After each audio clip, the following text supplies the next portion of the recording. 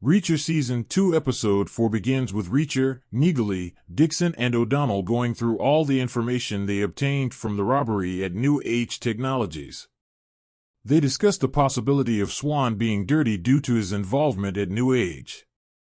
It turns out he's the assistant director of security at the company. Shane Langston's name comes up, and Reacher thinks this could be the guy he has been speaking to on the phone who tried to have them killed. Reacher says they should go through every employee one by one to find out what's going on. Elsewhere, Gus Russo is being shouted at by his boss for allowing the 110th to break into New Age Technologies and cause chaos. The group is having a conversation about the music playing at the diner they are in. It's Road to Nowhere by Talking Heads, which Reacher objects to, as it sums up their case. The conversation turns to the revelation that Swan and Marlo Burns would talk about music as code in their emails. Reacher deciphers the email to figure out it's a reference to a program New Age is working on for the Department of Defense, called Little Wing. Reacher notes there's a senator called Malcolm Lavoie who wants to give the go-ahead for Little Wing. Dixon makes a connection between the corrupt officials at New Age Technologies and the Little Wing-related bill that Malcolm is pushing for. She concludes that they need to get to the senator and find answers. O'Donnell thinks getting to a senator will be near on impossible, but getting to the legislative director might be the next best thing, as they know about the laws being passed. Reacher gives O'Donnell the go-ahead to use his dodgy methods to get the name of Senator Malcolm's legislative director.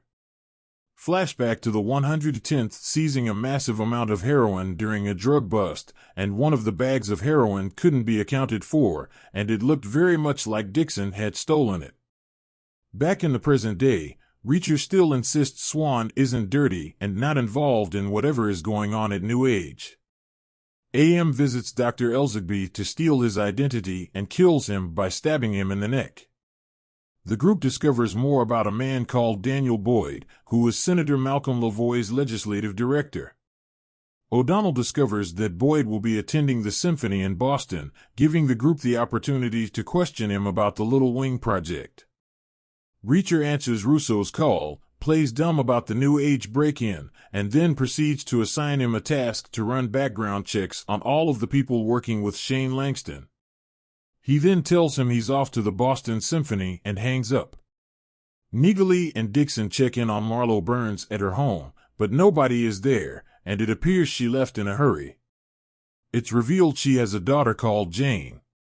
There is a big bag of money left behind, which makes them question what kind of person goes on the lam without taking a pile of money. Reacher and O'Donnell attack a drug dealer and take his drugs and a gun. The reason for this will be discovered later on. The group get dressed up smart to attend the opera, and banter naturally ensues between them for their less-than-regular attire. At the theater, Dixon acts confused about her seats to get an in with Boyd, who suggests she sit with him for the performance. Reacher and O'Donnell sit in a diner outside the theater going through the data they got from Franz's flash drive. Reacher figures out the numbers in the documents are actually a tally of some mystery material.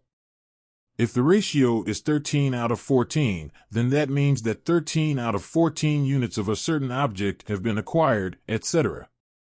Reacher says the number of missing units or unsuccessful attempts at acquiring something actually adds up to 650.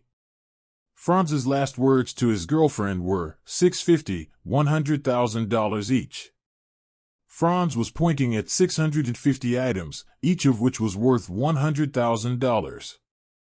Dixon and Boyd head to a car, and inside the car, she offers him drugs, which he gladly accepts. There's a knock on the window of the car. Oscar Finley is back, and he arrests Boyd for drug possession. He lets Reacher and O'Donnell into the interview room, and they pretend to be special agents and question Boyd about Little Wing. He refuses to comply, but when O'Donnell threatens him with the drug charges, it causes Boyd to break. He tells them Little Wing is a code name for anti-missile software.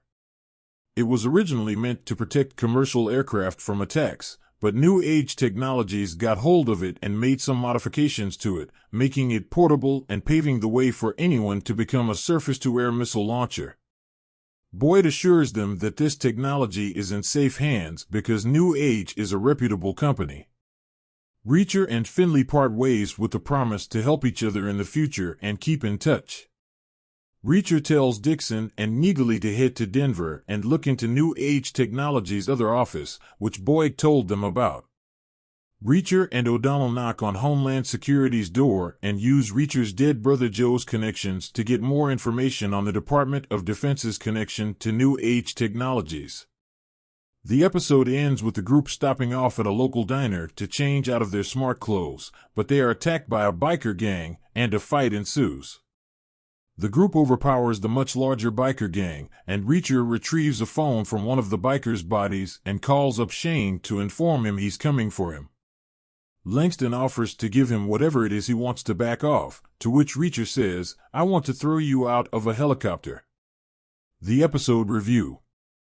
This is another top-quality episode of Reacher Season 2, with a fun trip to Boston and the welcome return of Oscar Finley, who was one of the best characters in Season 1. It's a good cameo that links the two seasons together nicely. There is more fantastic action, with some interesting flashbacks to when the group was part of the 110th Special Investigations Unit. These flashbacks never feel like they get in the way, as they always link in with what's going on in the present timeline. Television doesn't get much better than this.